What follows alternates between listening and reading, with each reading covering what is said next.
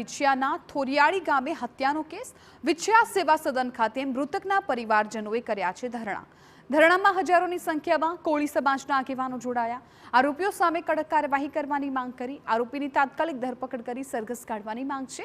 આરોપીની ધરપકડ નહીં થાય ત્યાં સુધી મૃતદેહ સ્વીકારવાનો ઇનકાર કર્યો। સ્થળ પર પોલીસનો ચુસ્ત બંદોબસ્ત ગોઠવાયો। પોલીસે 2 શખ્સોને ઝડપ્યા હોવાના અહેવાલ છે। એ વ્યક્તિઓની અટકાયત કરે અને અટકાયત કરી એનું સરઘસ કાઢે। જો એ નહીં કરવામાં આવે ને તાત્કાલિક ધોરણે એને નહીં પકડવામાં આવે, અહીંયા જેટલો પણ સમાજ બેઠો છે ને એ ધરણા ઉપર બેસી જવાનો છે કે તાત્કાલિક અસરથી જે તહોમતદાર છે, જે અસામાજિક તત્વોએ આ કૃત્ય કર્યું છે એને તાત્કાલિક પકડવામાં આવે ને સરઘસ કાઢવામાં આવે।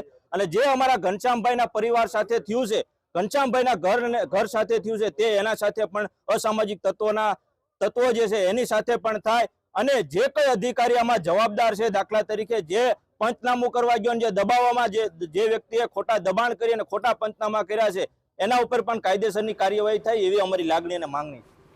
આપને જણાવી દઈએ કે વિછિયાના થોરિયાળી ગામે લેન્ડ ગ્રેબિંગની ફરિયાદ કરનાર ઘનશ્યામ રાજપરા નામના વ્યક્તિની હત્યા થઈ હતી। 7 શખ્સોએ કુહાડી અને ધોકા વડે હુમલો કર્યો હતો, જેને લઈને રાજકોટ વિછિયા પોલીસ, એલસીબી અને એસઓજીની ટીમે કાર્યવાહી હાથ ધરી છે। હજુ 2 આરોપીઓને પોલીસ પકડથી દૂર છે, જેમને ઝડપવા તપાસ તેજ કરી છે।